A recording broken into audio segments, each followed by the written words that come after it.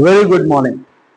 आज हम लोग ब्लड और लिम्फ के विषय में जानेंगे, इसमें क्या सिमिलैरिटीज है और इसमें क्या डिसिमिलैरिटीज है। मतलब ब्लड और लिम्फ में क्या समानता है और क्या डिफरेंसेस है, कैसे हम लोग ब्लड और लिम्फ को सेपरेट समझ सकेंगे।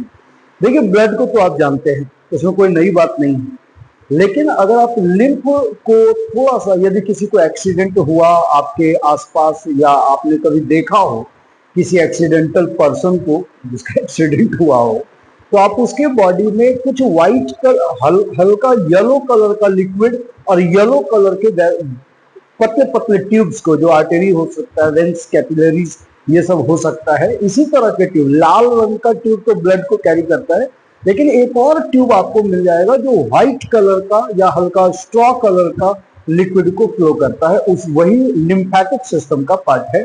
और लिम्फ एक ऐसा फ्लूइड है जो स्ट्रॉ कलर्ड का होता है। इसका मेन काम होता है टिश्यू फ्लूइड से। टिश्यू फ्लूइड क्या है?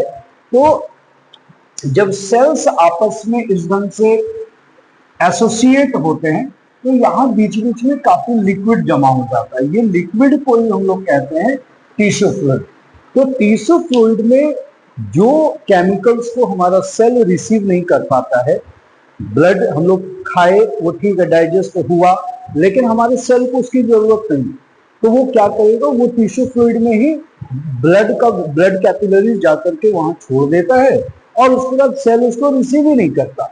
तो क्या होगा, टिश्यू फ्लूइड में वो जमा रह जाएगा।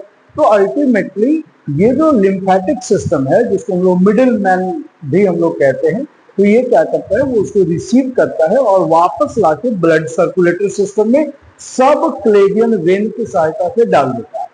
अब वहां से फिर वो किडनी में जाएगा, ब्लड सर्कुलेटरी है तो वहां से वो किडनी में जाएगा, किडनी से फिर वो फिल्टर होकर बॉडी के बाहर चला आएगा। भाई, हमारा शरीर जो है उसमें जिन चीजों की जरूरत है वही चीजें हमारा शरीर रखता है। जिन चीजों की जरूरत नहीं है उसको हमारा शरीर बाहर फेंक देता है, बाहर रिलीज कर देता है। यूरिनेशन करना उतना ही इंपॉर्टेंट है जितना कि खाना। डाइजेशन के बाद ईजेशन मतलब उत्सर्जन करना उतना ही जरूरी है जितना कि भोजन को खाना, क्योंकि हमारा बॉडी को जो चाहिए वो भोजन से ले लेगा, वो रिमेनिंग को छोड़ देगा, इजेशन से बाहर निकाल देगा, एक्सक्रीटरी सिस्टम से वो रिमेनिंग को बाहर निकाल देगा। हम लोग सांस में भी हवा को अंदर तक, यहाँ लंग्स तक ले जाते हैं, लेकिन लंग्स के बाद वो सिर्फ ऑक्सीजन लेता है। वह लालची नहीं है। हमारे शरीर का हर एक सेल जो है, उसको जो मटेरियल चाहिए वही वो लेता है, बाद बाकी सबको वो रिजेक्ट करके बॉडी से बाहर कर देता है। ये लिम्फ का काम होता है। तो लिम्फ एक